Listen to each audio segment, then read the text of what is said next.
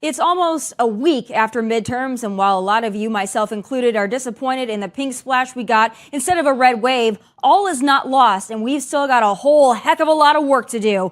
Unless Joe destroys and or gives away our entire country, which is not out of the realm of possibility, by the way, in the next 2 years, the race for 2024 starts now.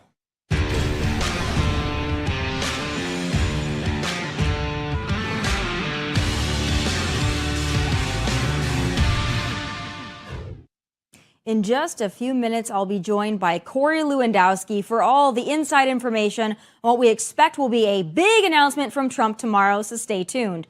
But first, it's 6 days after the midterms. It took way too long to count ballots. We missed a majority in the Senate. We barely have a majority in the House. And we're likely only a day away from Donald Trump announcing his run for president, which is almost sure to fracture our party pretty much down the middle. Oh, and Joe Biden is still our president. So yeah, things aren't necessarily great. I'm not going to lie to you. But there's a silver lining here. I know there is somewhere, and I'll let you know when I find it. But in all seriousness, though, as insanely frustrating as this election was, and the counting process in particular, think about it this way. Those elections were so close that at one point on Saturday morning, just over 850 votes separated Laxalt and Masto in Nevada. So for those of you who probably since 2020 have felt jaded, slighted, and like your vote didn't count for anything, well, guess what? It does. It matters. Each and every single vote matters. And so do these next 2 years. Each and every single day is going to matter. What we learned, or at least what we should have in these midterm elections, is that the American people need to be given more to vote on and for than just everything currently sucking, which it still does. Going into the election, over 75% of Americans were unhappy with the direction of the country, but a lot of them voted to keep Democrats in charge anyway. And what's worse, most of the incumbent governors who pushed COVID lockdown tyranny, like Gretchen Whitmer in Michigan, Hochul in New York, Gavin in California, and more, were reelected. I said it last week and I'll say it again. The Republican Party at large really sucks at messaging. And we need to not only own that, we need to fix it. Because it wasn't enough to say, look around, we're at the threshold of hell, voters. We didn't put forth solutions that were easy to understand. Like, can any of you name one bill Republicans put forward in the last 2 years? Yeah, me neither. Hell, the Democrats put through a climate change bill and called it the Infrastructure Investment and Jobs Act, and another climate change and spending bill and called it Inflation Reduction, and we can't even put forward an honest one with a name people can remember? Come on, man. We've got our work cut out for us, but the good thing is we are Republicans and we aren't scared of work. Up next, it's the announcement the mainstream media, the Democrats, and half of the Republican Party have been waiting for, and word is it's coming tomorrow. Will it be Trump 2024? I've got the one and only Corey Lewandowski on deck with all the mega tea, and you don't want to miss it. That's next. Will Donald Trump run in 2024? All signs point to yes, but the question remains, does he, will he, can he gain the same support from the party he did in 2016 and 2020? Is it still the mega movement or Republicans headhunting for a new leader? Well, who better to ask about it all than the man who's been by Trump's side from the get-go? Joining me now is Republican strategist Corey Lewandowski. Oh, Corey, I have so much to ask you, but I want to jump right on into what we expect is going to be a big 2024 announcement from Donald Trump tomorrow. What information can you spill to us about what we might see or hear coming up? Well, thanks for having me. It looks like President Trump is going to announce tomorrow night, Tuesday at 9 p.m. on a live broadcast that he's going to seek the Republican nomination once again for President of the United States.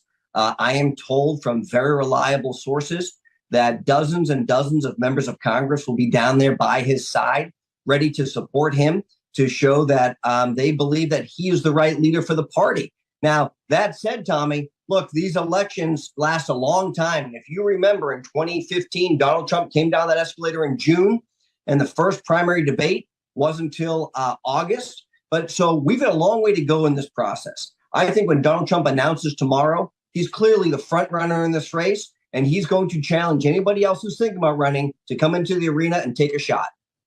Oh, we know he's not going to back away from a fight. I mean, he will take on anybody and everybody from any party, from any affiliation. We know that about Donald Trump, and he will come in guns blazing and out the gate swinging. But there's been a lot of talk, especially after midterms, a lot of rumblings within the Republican Party, both in the media, in Congress, strategists elsewhere that have said, now's the time to move away from Donald Trump. The party is seeking something else. There's been a lot of discussion about DeSantis taking his position as head of the movement.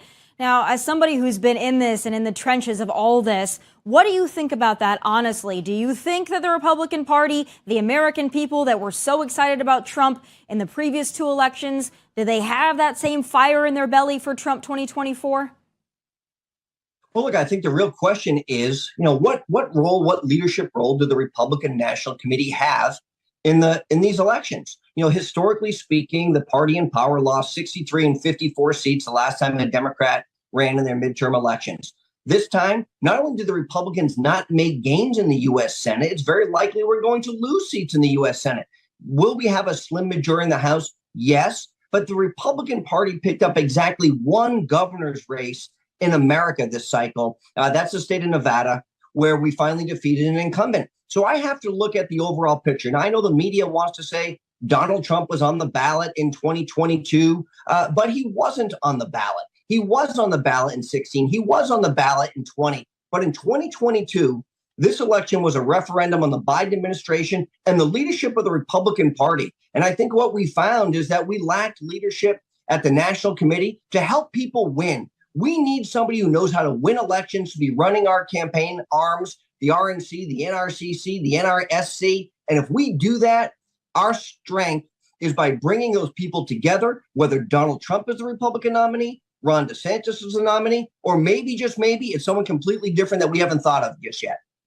I think what's interesting is something important that you brought up, because especially the leftist mainstream media, they want everyone to believe that this was not a referendum on Biden. It was a referendum on Donald Trump, who was not on the ticket. Of course, we know that he had some notable endorsements that maybe didn't quite work out. A couple of them did. Several of them did not. But you're right. The thing that I think Republicans messed up so royally in these midterm elections is, unlike Donald Trump, who has always had a very crystal clear message, Republicans really didn't have one. It was everything sucks, Biden has dementia, John Fetterman is a mess, but it really wasn't anything about what we were going to do. When Donald Trump came down that escalator in 2015, he said, we're going to build the wall. We have stupid people in charge making our deals and negotiating. He said, we're going to drill more, baby drill, frack, baby frack. He said, this is what we're going to do. Republicans have just said Joe Biden is a mess. Yeah, anybody with eyes and ears can tell that. But what are Republicans going to do? So all this blame on Donald Trump for the midterms, I think, is misplaced. And it also frustrates me. But there's a lot of people, too, that are very unhappy with Republican leadership. That's not MAGA leadership. That's not Trump leadership. That's the McConnells and the McCarthys of this party that people are, quite frankly, sick of. Is there going to be a world in the next 2 years where we move away from them, or do they have such a stranglehold in this party that it's going to be impossible?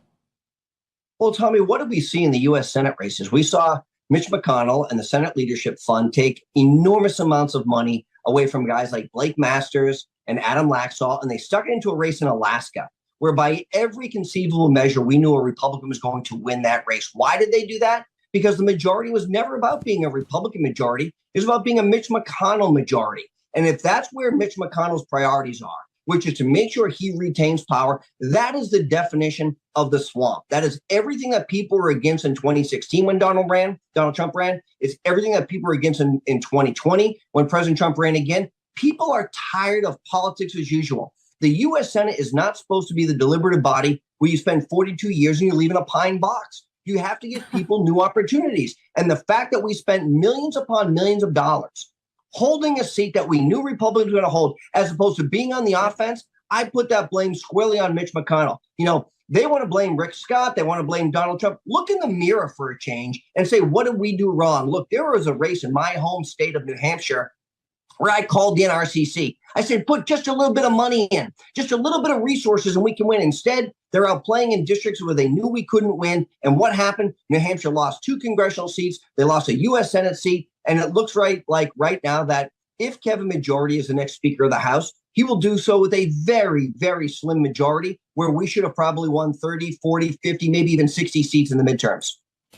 Talking about the money there, because I think it's an important thing. And, McConnell, I'm no McConnell advocate. And quite frankly, I don't think anybody gets excited about him. I don't think he has any merch like a mega hat. People are just not excited about Mitch McConnell. They're just not. They never have been. They never will be. I'm certainly not. I think we need new leadership. But to that point, Donald Trump had a pretty big war chest, and a lot of pundits are saying maybe Donald Trump should have given a little bit more money to some of the candidates. Maybe that would have been helpful instead of saving that all for himself and his reelection bid. What do you say to that? Because it's a fair criticism. Look, it's an honest criticism, but look, you can't have it just one way. And, I know Ron DeSantis was running for reelection. He raised $200 million, has $70 million in his bank account. Could Ron have given more money to candidates? Of course they could. Greg Abbott, I think the Republican Governors Association gave Governor Abbott something north of $20 million for that reelection, and he raised $125 million. Could some of that money been used to go and win other races like Maine or Kansas, where we could have had Republican pickups? Probably. Look, we can Monday morning quarterback this all the time, but to blame Donald Trump because he didn't spend enough money out of the money he's raised to help other candidates, I think is a media narrative that just doesn't hold water. Who was on the campaign trail more in these states, going out and doing rallies and making sure the base was excited than Donald Trump? It wasn't Mitch McConnell. It wasn't Kevin McCarthy. Look, Donald Trump was in Ohio the night before the election, helping J.D. Vance. J.D. Vance won by double digits. Right. Donald Trump went out and endorsed, Oz. And the truth is, in the Pennsylvania Senate race, Tomi, what happens? 40% of the people in that state voted before that one U.S. Senate debate where Fetterman had to read the questions and couldn't do that even properly. And then the media decided they were going to become neurosurgeons and decide that, no, Fetterman is perfectly capable of being in the U.S. Senate. He just can't read, write, or speak, but his mind works perfectly. I mean, it's amazing how they can diagnose somebody off of watching him in one debate. When it comes to Joe Biden, they say, oh, no, everything's fine. This is the double standard I think people are tired of. I do think what we're seeing around this country is in places like Texas, where Republicans are winning in historically Democrat districts. People want a change, but I agree with your point. You have to be for something, and simply being against Joe Biden and Chuck Schumer and AOC and Nancy Pelosi is not enough to put the country in a new direction. Put your platform out. Let's have an honest debate about it and let the people decide. And by the way, let's have one day to vote. Right. No, I agree with that. And I'm going to talk about actual election strategy in a minute. But just to go back and kind of finish up this Trump conversation, I'll tell you this. I think Donald Trump, if he was currently our president, our country would be doing much better than it is. I mean, there is no question about it. I wish he was reelected. I put everything that I had into that 2020 reelection for Donald Trump. I miss him dearly. I still think he is not only the figurehead, but he is the leader of this party because he does have a message. He always comes out swinging. But I will say this, what I'm worried about, if Trump runs for 2024, which we expect he's going to, I worry that he's going to make it more about his vendetta against what happened in 2020 than he is about the issues. And it's the issues that he won on. It's the issues that propelled him into office and that made this country so successful when he was in office. So that is my concern. That is my worry. In conversations that you've had with him and those close to him, what do you think, if you were to read the tea leaves, we're going to see out of a candidate Trump 2024? I hope, and if it's true, it'll be a successful campaign. The 2024 campaign looks a lot more like 2016 than it did 2020. The 2020 campaign had thousands of people employed on it. It was a big blow to bureaucracy. Everybody had titles and was disappearing for weeks and months on end because they didn't really understand or care what was at stake. The 2016 was a very small, group of kind of a band of brothers. I called it the misfit toys is what we were. Why? Because all we did, we were a meritocracy. It didn't matter if you were the campaign manager, you went and got the McDonald's hamburger, or if you were the press secretary, you did whatever it took. That's what it takes to win a presidential campaign. And if Donald Trump re-employs the 2016 strategy, you fly around on your airplane, you talk about what your message is, you keep it small and lean and efficient and fast, you can respond. When you build an operation like they did in 2020, where thousands of people are employed, basically means nobody's in charge. And the grift and the corruption and the graft that went on there was unparalleled. And, it's $1 billion operation to run a presidential campaign these days. A lot of consultants can make a lot of money. I'm proud to say I didn't get paid one dime in 2020. And the only money I ever paid in 2016 was my salary as the campaign manager. You go back to that model and you're in it for the right reasons, he can be successful.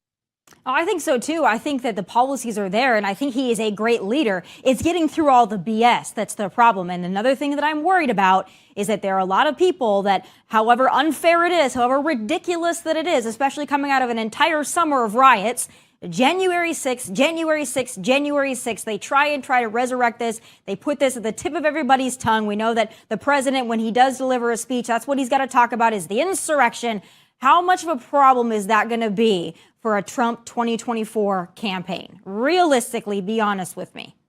It's a real issue, Tomi, because you have to remember Donald Trump is not just fighting Joe Biden or Gavin Newsom or Kamala Harris, whoever the Democratic nominee is. He's fighting the mainstream media every single day. And the narrative that Donald Trump encouraged, supported, condoned this insurrection is what the media wants to tell you every day.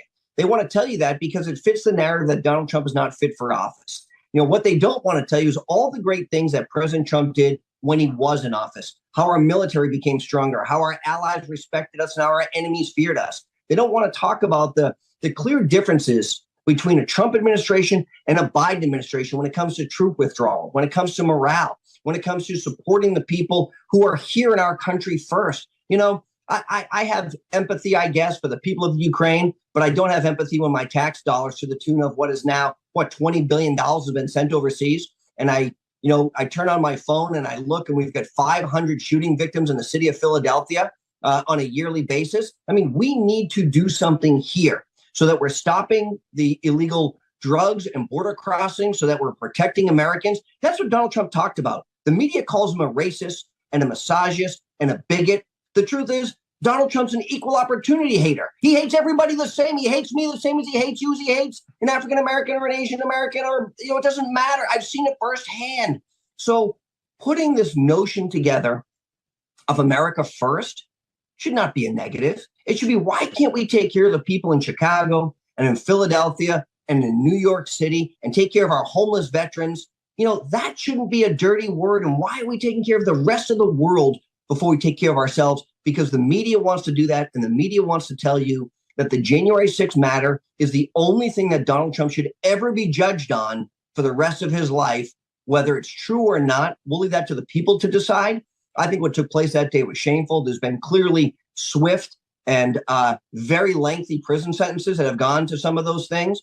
But there's been a two-tier justice system in this country, Tomi. We've seen what happens when you marshal Black Lives Matter and you don't get penalized. You light police stations on fire and you kill people. And there seems to be a complete disregard for the law, or at least the media doesn't seem to cover it. But when a conservative does something, they're up in arms for days about it. That's what really the presidential race is going to be about, is continuing to call out members of the mainstream media who are simply extensions of the Democratic Party. They know it. They just don't want to admit it. No, I agree with you, and I think it's entirely unfair where they don't want to focus on his accomplishments. I think that's the frustration that I still have when I look at this, because I am still very conflicted, if I'm to be honest. They write a bunch of stories about me that I'm off the Trump train. That is not true whatsoever. If Trump runs and he is our nominee in 2024, I will go harder for him than I ever have before in 2016 or 2020. You will see me out there with mega hats ablazing, I'll tell you that much. But I just hope, if he's ever listening, and if I can communicate any message to him, especially from the young person perspective, it's this: please just talk about what you're going to do to get this country back on track, because we trust you to do it. We know you can do it because we've seen you do it. Just let everything else go. Let sleepy dogs lie and move on, and let's save the country.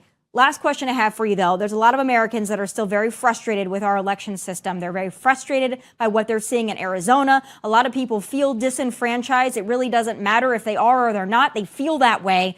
What can we do as Republicans to figure out our election strategy better? Because we have not mastered how to get out our early vote. We have not mastered what they do with their ballot harvesting. They're this, they're that. They've mastered the art of mass mail-in voting, and they've codified COVID policies, and it's worked against us. What can we do heading into the next election to try to at least combat that somewhat? Because even if we have the best candidate, we have DeSantis, we have Trump, we have somebody, it doesn't matter. If we don't fix this strategy, we're still going to lose. Tomi, our party has invested hundreds of millions of dollars through the Republican National Committee to try and combat this, and they haven't done a very good job, very candidly. Never do we see these elections that trickle on now for 6 days turning out for Republicans, right? What we always see is these massive leads for Republicans. Adam Laxalt, a great friend of mine in Nevada, all of a sudden the race is over 5 days later because they're still counting. Blake Masters in Arizona, we're still waiting on Kerry Lake's results for a race that most polls indicated that she was going to win by a fairly substantial margin, 4 or 5 points. We need to do a better job. And if ballot harvesting and mail-in ballot is the system that we are stuck to in each of the respective states, then we better get our acts together, because this notion that we can simply rely on election day to show up and vote and we're going to be successful is out the window. My home state of New Hampshire does not have absentee ballots. It doesn't have same day. Right. It does have same day registration, but you must show up and vote on election day, except on very, very few circumstances. That's how the system was supposed to work. It's not election week. It's not election month. It's not election 2 months. And when you see things like Fetterman and Oz debate, and 40% of the people made their decision before that debate transpired, we are doing a disservice to the people. We need to do better. If it's about ballot harvesting, we better get our act together. If it's about communicating for 6 or 7 or 8 weeks at a time ahead of time, if we don't do that, we will be permanently in the minority. No, I agree. That is what's most frustrating to me, is that we still want to operate like we're in 1992 and we're in 2022, and Republicans are going to need to play the game, because it's not enough for us just to feel jaded and be upset and hate the way these elections are run and hate mass mail-in voting, because in a lot of places it's here to stay. We don't want to federalize elections. That's even worse. So we have to rely on these states to do a better job, and we hope that they can put some election integrity measures in place. Unfortunately, now it doesn't look like we have a lot of the leadership that's going to do it, but we're going to have to get a better strategy, no matter who is our candidate on that ballot in 2024. But are you headed to Mar-a-Lago? Will you be there for the big announcement tomorrow? Well, I'm in Florida. I don't want to give away my travel schedule, but I'll tell you, I'm in Florida. I flew down this morning. It's a beautiful place. I know why people continue to move here. This is the place to be this week, Tomi. Look, I can tell you that there's going to be a big turnout tomorrow night at Mar-a-Lago. The president's speech, from what I am told, I have not seen it, is very specific about what he does want to accomplish, to your points, and not relitigating what has happened in the past. Look, the president tends to go off prompter sometimes, but I think what people know is that he speaks directly from the heart. And I think people like that. They like the fight in him. And he's ready to bring that fight back to the American people, because he wants to see this country great again. There's some unfinished business, and if Trump finishes it, or DeSantis finishes it, or someone else finishes it, the MAGA movement is alive and well, and we have a lot of Donald Trump to thank for that, and we're as fired up as ever. So thank you for spending so much time with me. And hey, the race for 2024, it starts now, so we better get to work. Thank you so much for being with me, Corey. Thank you. All right, still ahead, a 14-year-old student athlete and her coach father were both suspended after objections to a trans bio male in the girls' locker room, and they join me next. Vermont high school student athlete Blake Allen told school officials she felt uncomfortable with a trans bio male using the girls' locker room, and what did she get? Suspended. But she wasn't the only one. When her dad spoke up defending his daughter, he was also suspended from his position as the middle school soccer coach. But instead of just getting mad, this father-daughter duo is getting even. They're suing the school and sending the message loud and clear: they will not be silenced. Joining me now is 14-year-old student athlete Blake Allen, her father Travis Allen, and their ADF senior counsel Phil Seckler. Thank you all so much for being with me. I have a wonderful trio of freedom and self-expression and standing up, doing the right thing. So I appreciate you guys taking the time. Thank you. So Blake, I want to start with you. For those that aren't familiar with the story, and we've discussed it on Fox News at length, I even discussed it on Outnumbered a few weeks back, but tell my audience what happened that prompted this whole scandal to be kicked off in the first place. I was in the locker room with a bunch of other teammates getting ready for a volleyball game, and a trans student walked in, and I went to tell the school officials and our principals that it made me uncomfortable and that a trans student shouldn't be allowed in our locker room. And they shut me down and said there was nothing they could do about it. And when I was discussing it with a friend, I got reported for harassing the trans student and then got suspended.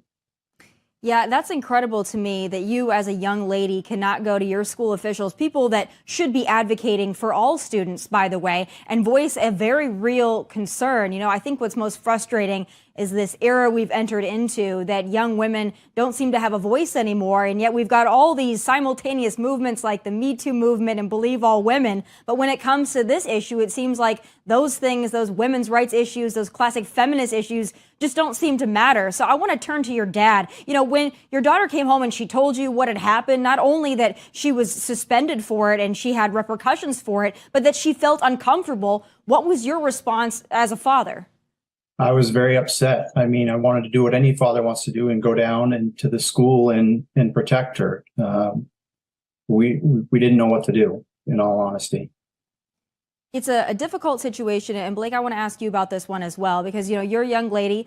As we know, this is a culture of diversity that's happening, especially in our schools. A lot of things are changing. A lot of things that I never had to deal with when I was in school are things that you have to deal with on a daily basis now, not knowing what's politically correct, what you can say, what you can't say, whose feelings can be expressed and whose feelings have to be suppressed. But when this all happened, were there other teammates or classmates of yours that felt the same way that you did, that were more hesitant to speak up? Yeah, a few of the teammates in the locker room with me asked the trans student to leave originally, and the trans student didn't. But a lot of people are telling me that they support me, but they can't speak out because they don't want the backlash or they don't want to get suspended like me. And they're just trying to lay low. What's incredible to me is that they actually went so far as to suspend you. And you said that their reasoning was that you were bullying this trans student. That's the justification that they gave you? Yes. Simply for saying that you felt uncomfortable as a young lady changing in front of somebody who is a biological male. They suspend you for that. You got the consequences for that, for simply voicing an uncomfortability that many young women would feel the exact same way about. Mm-hmm. So I want to go to the legal perspective on this. I know that, you know, you were suspended. I think that was restored, but your dad, of course, still suspended. At what point did you guys decide this is a case that we need to take legal action on because we have a real case in front of us that can be won? So we filed a lawsuit a week after we heard that the suspension was in place. And within a few hours, the school lifted the discipline that they had imposed on Blake. So what is the goal of this lawsuit in this case? What are you hoping to win? What are you hoping the message will be, the moral of the story, if all this goes the way that you want it to? Yeah, so the message has to be just what you said, Tomi. Women have to have a voice. They have to be able to speak up, and they have to be able to express themselves when they don't feel safe and they don't feel comfortable. So we would like the court to make clear that Blake and Travis have a First Amendment right to say a biological male shouldn't be in the girls' locker room, to call a male, and to express their opinions on this very important issue. So what's next? Yeah, so we're going to get into discovery and, learning more information about the school's reasoning, but it's pretty clear that they disciplined Blake because she called a male, and because she objected to a biological male being in the girls' locker room, and the same thing with Travis. So we will be going forward asking for a ruling that makes clear that both Travis and Blake have a First Amendment right to express their opinion.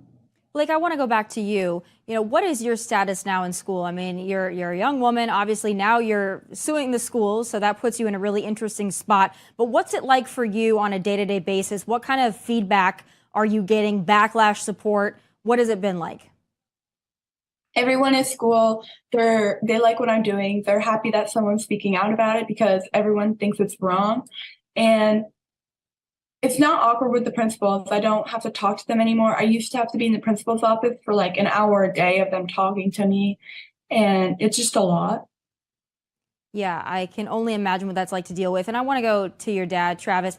Let me know, too, from a perspective as a parent, because there's a lot of parents that are in your position that, they don't have the intestinal fortitude to speak out and speak up, though they would like to.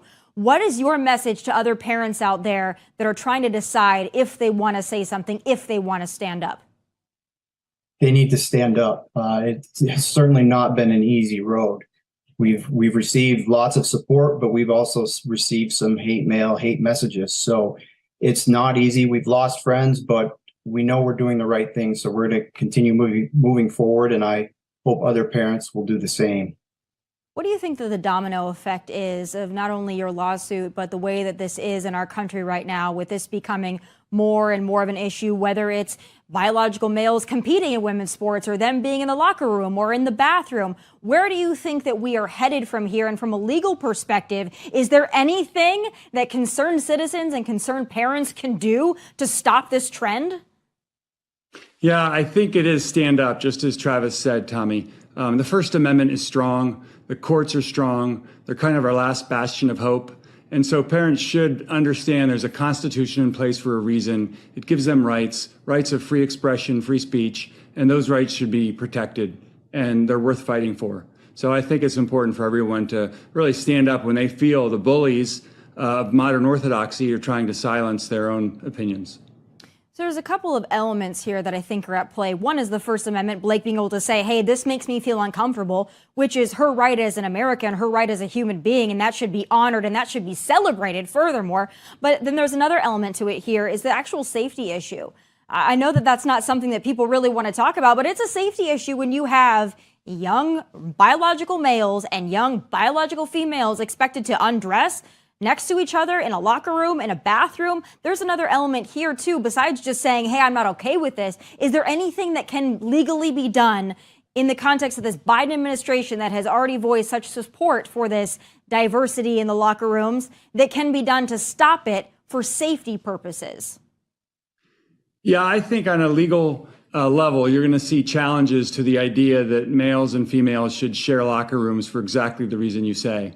There was a big decision coming out of Texas on Friday that kind of supported the distinction between biological males and biological females and rejected an argument that Title IX requires them to be treated the same. So I think there's going to be more happening in the courts to protect women. I'm hopeful. Blake, I want to turn my last question to you because it's incredible what you've been able to do standing up. I know it's not easy. You know, I've been in the spotlight at a young age as well, not nearly as young as you, but I know what it feels like to stand up for something and get a lot of hate and get a lot of backlash. Everybody knows your name. Everybody's seen your story. You're in a liberal state, so I'm sure that that's not always easy. But what is your message to other young people out there that have a message that they want to get out, but maybe they're a little too afraid to do so? Always speak out, because there could be a change, and that's what matters the most. I think we're going to see a lot of changes, but it's going to come from people like you who are willing to take the brunt of it. And it's going to be you that are kicking the doors open that are going to make big changes. So I want to thank all three of you for standing up, for fighting the good fight, and we'll be following this case. And we certainly hope that you're victorious at the end of it. Thank you so much. Thank you, guys. Thank you. All right, up next, there was a lot of disappointment to go around last week, but it's the bigger picture that concerns me most, and my final thoughts are next. Last week wasn't just a disappointment because we didn't get the red wave or win big majorities. Rather, it's the message those losses sent to the Democrats that has me most concerned. It's time for Final Thoughts, powered by 4 Patriots.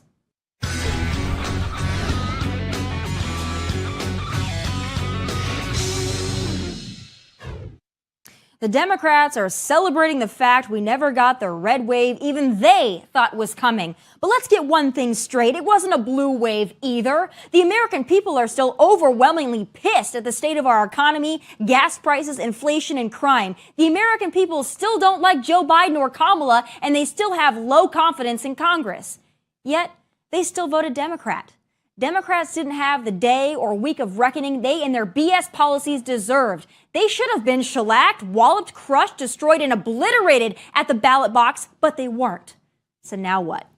Now Democrats at large have no reason to change their policies, no reason to increase domestic energy production, no reason to get rid of no cash bail and other felon-coddling policies, no reason to lower taxes or secure our border or work to fix a damn thing they've destroyed.